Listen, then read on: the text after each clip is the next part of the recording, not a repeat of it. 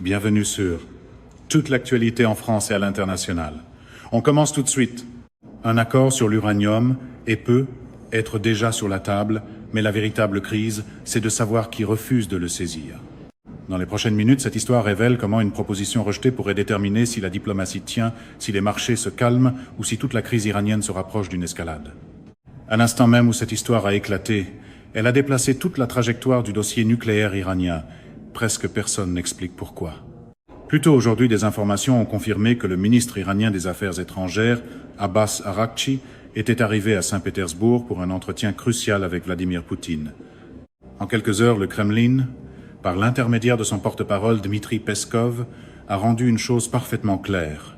L'offre de la Russie de prendre en charge l'uranium enrichi de l'Iran reste sur la table. Pas une rumeur, pas une conjecture, une proposition active et toujours valable. Puis est venue la phrase qui devrait figer n'importe qui sur place. Elle n'est pas mise en œuvre. 4 mots ordinaires, mais ils exposent une impasse géopolitique énorme que la plupart des observateurs négligent complètement. Car voici ce qui se déroule réellement sous la surface. Depuis des mois, les États-Unis martèlent une exigence centrale dans chaque négociation, chaque échange par canal discret, chaque communication diplomatique. L'Iran doit remettre son uranium enrichi, pas le réduire, pas le geler, l'éliminer.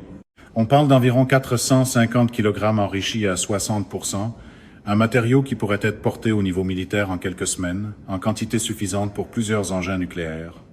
Ce n'est pas simplement un point sur une longue liste de vérifications, c'est l'exigence. Chaque conversation sur un cessez-le-feu, chaque cycle de dialogue indirect, chaque message politique finit par revenir à ce seul critère non négociable. Et maintenant, presque sortie de nulle part, la Russie arrive avec une solution qui, au moins sur le papier, règle tout. La proposition de Moscou est essentiellement la suivante. L'Iran remet l'uranium, la Russie le transfère hors d'Iran, le conserve sur le territoire russe et le retraite sous supervision internationale. L'Iran conserve son infrastructure nucléaire. Le matériau dangereux quitte le pays. La communauté internationale, y compris des organismes de surveillance, comme l'Agence internationale de l'énergie atomique, peut surveiller chaque étape. Pas de guerre, pas de frappe aérienne, pas d'escalade. Une voie de sortie diplomatique qui contourne une crise mondiale. Mais voici le problème. L'élément que personne ne peut ignorer. Cet arrangement, celui qui coche toutes les grandes cases, a été refusé. Et cela nous amène à la véritable question qui guide toute cette analyse. Si une solution existe, qu'elle empêche le conflit, réponde à l'exigence centrale et stabilise la région, pourquoi a-t-elle été écartée ? Le point est simple, et la plupart de la couverture médiatique tourne autour au lieu de le dire franchement. Donald Trump a rejeté l'offre de Vladimir Poutine de prendre possession de l'uranium enrichi de l'Iran. Ce n'est pas une supposition. Cela a été confirmé par Axios, où un responsable américain a déclaré « sans détour ». Cela n'a pas été accepté. Apparemment, dans la diplomatie à la Trump, une solution n'est une solution que si elle peut être présentée comme une victoire personnelle au pupitre. En surface, la position de Washington semble défendable. Les responsables répètent qu'il faut sécuriser l'uranium, mais cette formule cache le véritable conflit. Les États-Unis sont d'accord avec l'objectif, mais rejettent le véhicule. Ils veulent que l'uranium sorte d'Iran, mais pas qu'il soit placé sous contrôle russe. Et cette distinction, mineure sur le papier, énorme dans la pratique, est toute l'histoire qui se déroule sous nos yeux. Car regardez ce qui vient ensuite. Pendant que Washington temporise, Abbas Araghchi monte dans un avion et se rend directement à Saint-Pétersbourg pour s'asseoir avec Poutine. Ce n'est pas une étape diplomatique de routine. C'est un signal. L'Iran répond essentiellement que si l'Amérique n'accepte pas la Russie comme solution, l'Iran traitera directement avec la Russie malgré tout. Et pour vraiment comprendre pourquoi ce moment est important, il faut regarder en arrière, non pas sur des mois, mais sur des années, jusqu'aux fondations de tout ce problème. Dans le cadre du plan d'action global commun, l'accord dont Trump s'est retiré en 2018, la Russie remplissait déjà précisément cette fonction. L'Iran avait expédié environ 97% de son stock d'uranium enrichi. Et où est-il allé? En Russie. Il était géré par Rosatom, stocké, traité et supervisé sous contrôle international. Voici le point crucial. Ce système fonctionnait. Il n'y a pas eu de violation majeure, pas de détournement de matière, pas d'effondrement du suivi. L'Agence internationale de l'énergie atomique a confirmé le respect des engagements pendant 3 années consécutives. L'arrangement a fonctionné exactement comme prévu jusqu'à ce que les États-Unis s'en retirent et rétablissent les sanctions. C'est une étrange façon de résoudre un problème. Casser le mécanisme qui fonctionnait puis tenir une ligne de presse sur la nécessité d'un mécanisme.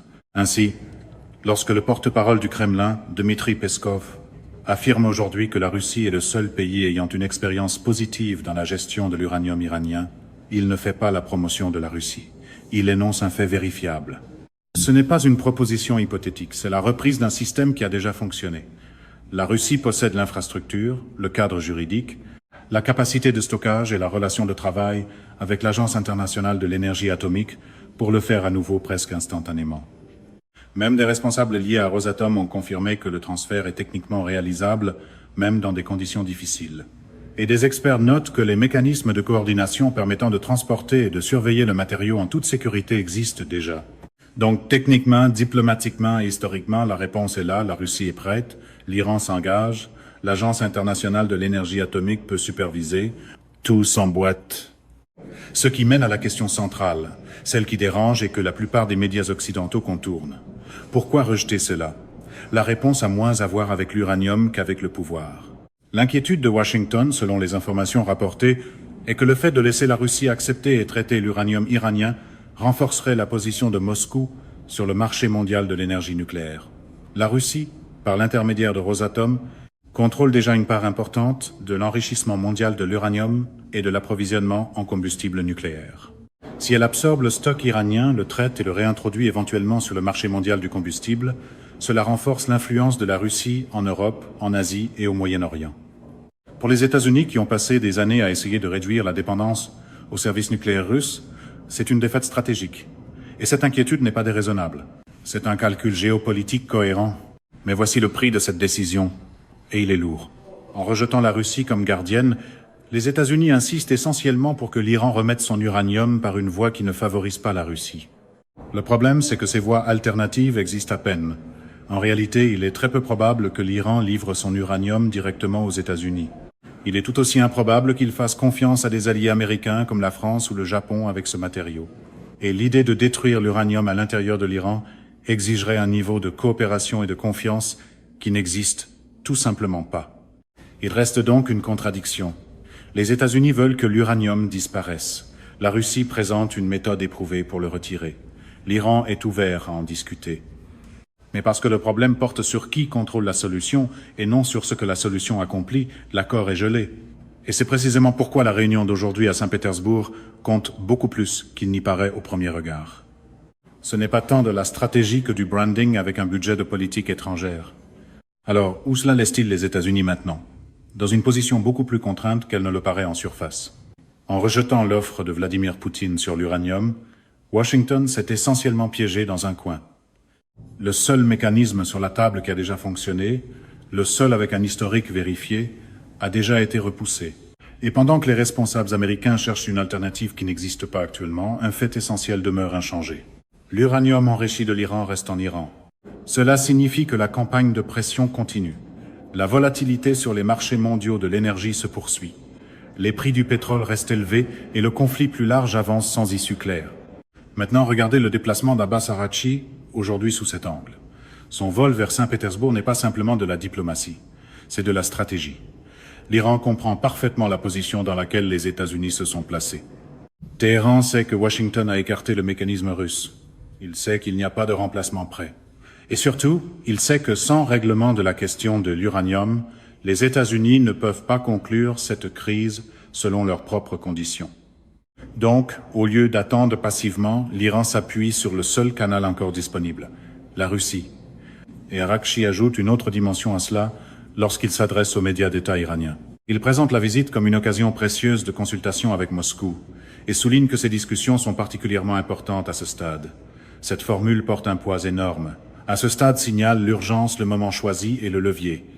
Cela montre qu'il ne s'agit pas d'une coordination ordinaire. C'est un moment où l'équilibre de l'influence est en train de bouger. Les discussions sont bloquées. Washington hésite et la question de l'uranium reste non résolue. Dans ce vide, le rôle de la Russie ne diminue pas, il grandit. Pourquoi? Parce que comme l'a confirmé Dmitri Peskov, l'offre tient toujours. Le mécanisme existe. Et en se présentant physiquement en Russie, l'Iran envoie un message sans le dire directement. La solution est disponible, elle est fonctionnelle et elle attend. Mais les États-Unis ont choisi de ne pas l'utiliser. En même temps, l'Iran s'assure que si Washington finit par revenir sur sa position, ou si la pression monte de la part des marchés mondiaux et des alliés qui dépendent de la stabilité et de points de passage comme le détroit d'Ormuz, l'infrastructure d'un accord est déjà établie et prête à avancer. Maintenant, introduisons la Chine dans ce calcul, parce que ce que Pékin ne dit pas aujourd'hui est tout aussi important que ce que Moscou dit. Avant même qu'Arachi ne monte dans son avion, il a parlé avec Wang Yi. Cette conversation a eu lieu avant les consultations avec divers acteurs régionaux, ce qui révèle quelque chose sur les priorités et l'alignement. La Chine a eu une visibilité précoce sur la réflexion de l'Iran, avant les autres, et peut être avant que des développements clés ne deviennent publics. Et pourtant, aujourd'hui, la Chine est restée complètement silencieuse. Aucun commentaire sur la visite, aucune réaction à la proposition sur l'uranium, aucune posture publique. Mais ce silence ne doit pas être confondu avec une absence. La relation de la Chine avec les programmes stratégiques de l'Iran est profonde. De multiples évaluations du renseignement pointent vers des composants chinois dans les systèmes de missiles iraniens et l'écosystème de technologie militaire de l'Iran dépend depuis longtemps des contributions russes et chinoises. Il y a quelques jours seulement, la Chine et la Russie ont tenu des discussions avec l'Agence internationale de l'énergie atomique précisément au sujet du programme nucléaire iranien. Cette réunion a eu lieu le 24 avril, seulement 3 jours avant l'arrivée d'Araghchi à Saint-Pétersbourg. Cette séquence n'est pas une coïncidence. Elle indique de la coordination, de la planification, un alignement avant l'action. Ce qui se déroule est donc un processus à plusieurs couches. La réunion avec l'Agence internationale de l'énergie atomique sert de phase de coordination. La réunion d'aujourd'hui en Russie ressemble davantage à une phase d'exécution. Et la Chine observe depuis une position de force tranquille. C'est le pays qui a déjà verrouillé des liens énergétiques à long terme avec l'Iran et qui possède le levier économique nécessaire pour influencer les résultats sans faire de bruit. Ce qui ramène la question aux problèmes structurels auxquels les États-Unis sont confrontés. Ce n'est pas simplement un désaccord diplomatique, c'est un dilemme stratégique. Washington a besoin que l'uranium de l'Iran soit retiré. La Russie a à la fois la capacité et l'expérience nécessaires pour le retirer. Les États-Unis ont rejeté cette voie et pour l'instant, il n'existe aucune alternative viable que l'Iran accepterait. Cela ne laisse que 2 véritables options. Reconsidérer éventuellement le mécanisme russe ou suivre une voie beaucoup plus dangereuse impliquant une intervention directe. Des discussions ont été confirmées dans les informations rapportées au sujet de la possibilité que des forces d'opération spéciales saisissent du matériel nucléaire à l'intérieur de l'Iran. Mais considérez ce que cela implique réellement. Ce n'est pas un remède diplomatique, c'est une escalade militaire. Cela violerait presque certainement tout cadre de cessez-le-feu, exigerait une coordination extrêmement complexe et provoquerait presque certainement une réponse de Téhéran susceptible d'élargir le conflit de manière imprévisible. C'est un scénario rempli de variables que personne ne peut vraiment maîtriser. Quand la diplomatie est traitée comme un slogan de campagne, le plan de secours finit trop souvent par ressembler à un briefing de raid. Voici donc la situation à cet instant. Alors qu'Araghchi est assis en face de Poutine à Saint-Pétersbourg, la seule voie pacifique pour retirer l'uranium iranien est celle proposée par la Russie et rejetée par les États-Unis. La seule alternative implique la force, avec tous les risques qui l'accompagnent. Et pendant ce temps, les conditions sur le terrain continuent de se détériorer. Les tensions maritimes montent, la pression économique s'accumule, et la fenêtre diplomatique qui devait s'ouvrir pendant un cessez-le-feu se referme progressivement. C'est ici que la situation devient presque impossible à ignorer. Donald Trump lui-même a déclaré que la question de l'uranium représentait 99% de l'accord. Ce n'est pas une interprétation. C'est son cadrage. J.D. Vance a renforcé le même point. Donc si la question de l'uranium représente pratiquement tout l'accord et que le seul mécanisme viable pour la régler a déjà été rejeté, alors ce qui se passe réellement est ceci. Les États-Unis ont effectivement bloqué 99% de leur propre route vers un accord. C'est toute une performance.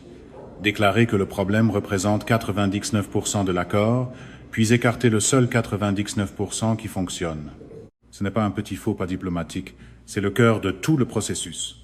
Et c'est précisément pourquoi Abbas Araghchi est assis à Saint-Pétersbourg avec Vladimir Poutine maintenant.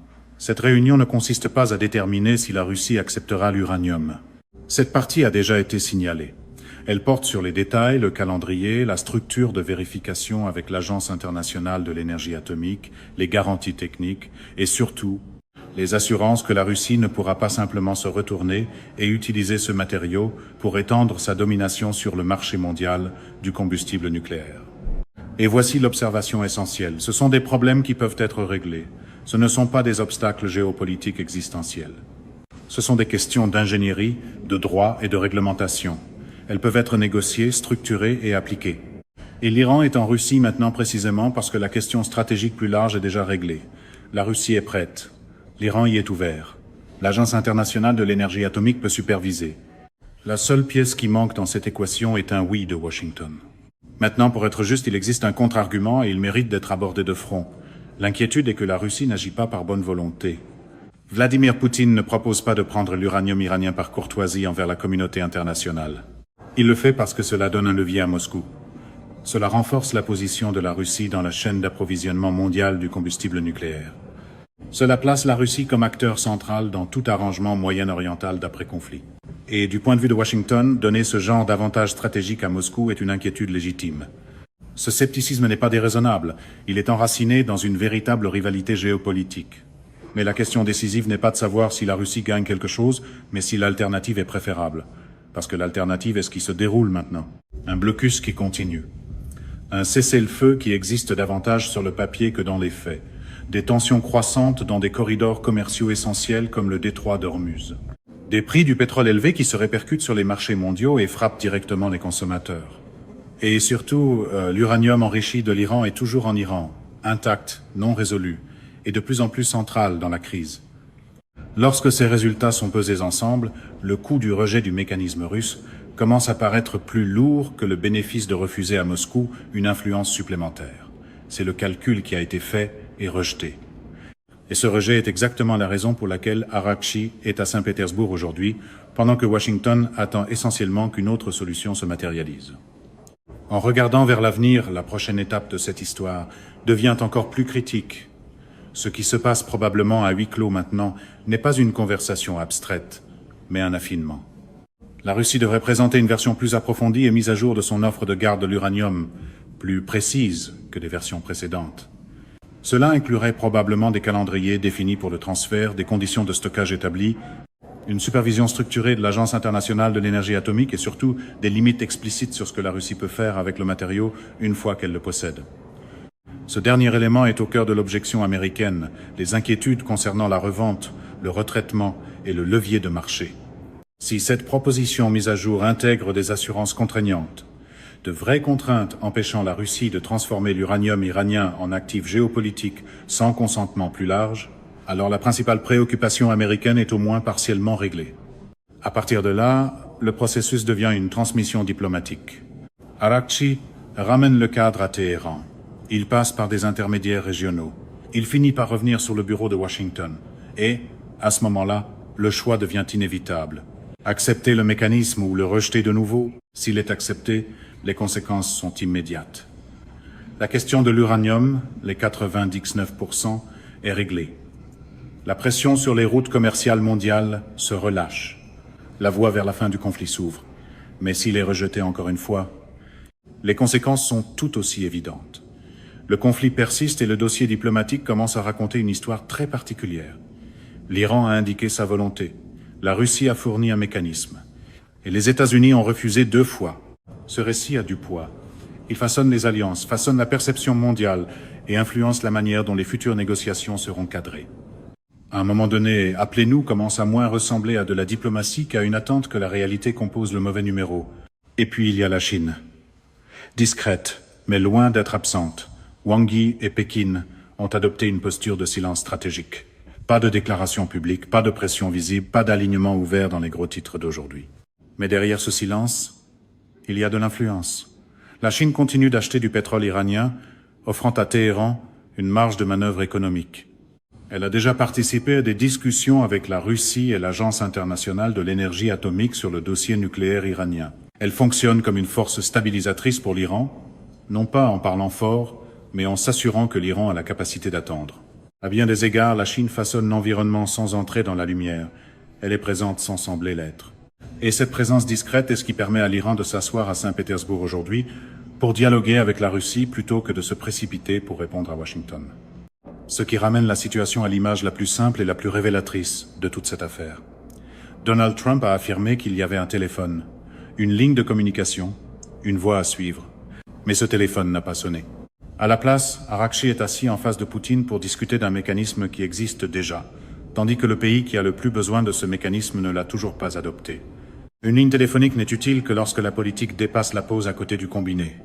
une autre dimension et peut être l'élément le plus important de tout ce casse-tête, et elle dépasse largement l'uranium. En janvier 2025, quelques semaines seulement avant l'intensification de ce conflit, l'Iran et la Russie ont signé un accord de partenariat stratégique de 20 ans. Ce n'était pas une poignée de main cérémonielle. C'était l'un des cadres bilatéraux les plus vastes auxquels l'un ou l'autre pays est adhéré à l'époque moderne.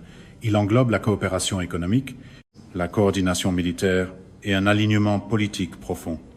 Il s'arrête délibérément avant de devenir un traité formel de défense mutuelle. Mais il ne faut pas s'y tromper, le niveau d'intégration qu'il crée est substantiel. Ainsi, lorsqu'Abbas Araghchi atterrit à Saint-Pétersbourg aujourd'hui pour rencontrer Vladimir Poutine, il n'entre pas dans une pièce comme un négociateur cherchant l'aide d'un acteur extérieur. Il arrive comme le représentant d'un partenaire lié par traité, qui coordonne une stratégie avec une puissance alignée, et cette distinction transforme complètement la façon dont cette réunion doit être lue. Ce n'est pas la Russie qui entre dans le conflit de quelqu'un d'autre comme intermédiaire neutre. C'est la Russie qui est informée, consultée et possiblement alignée par un pays avec lequel elle a des engagements stratégiques de long terme. Cela signifie que la conversation qui se déroule à huis clos ne porte pas seulement sur la question de savoir si la Russie peut aider à régler cette crise. Elle porte sur la façon dont les deux camps se positionnent dans ce conflit pour optimiser leurs résultats.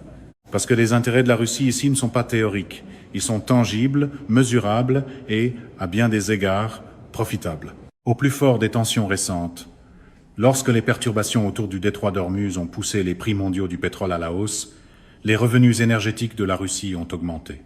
Des informations indiquent que Moscou encaissait des centaines de millions d'euros par jour pendant cette période. Ce n'est pas anecdotique, c'est un avantage structurel. Chaque jour où l'offre mondiale reste contrainte, chaque jour où les prix restent élevés, la Russie en profite. Ainsi, plus l'instabilité dure, plus la situation devient financièrement avantageuse pour Moscou. Maintenant, considérez cela dans le cadre de ce qu'a dit Dmitri Peskov, à savoir que l'offre sur l'uranium tient toujours. En surface, elle semble être une proposition constructive et orientée vers une solution, et elle peut très bien l'être. Mais en dessous se trouve une question stratégique plus profonde. Quel résultat la Russie préfère-t-elle vraiment? Une résolution rapide qui stabilise les marchés et réduit son gain exceptionnel, ou une situation prolongée où elle se positionne comme le résolveur de problèmes indispensables, en offrant des solutions qui peuvent être acceptées ou non, tout en profitant discrètement de l'instabilité en cours. Il ne s'agit pas d'accuser la Russie de mauvaise foi, il s'agit de comprendre les incitatifs. La position de la Russie lui permet de gagner dans plusieurs scénarios.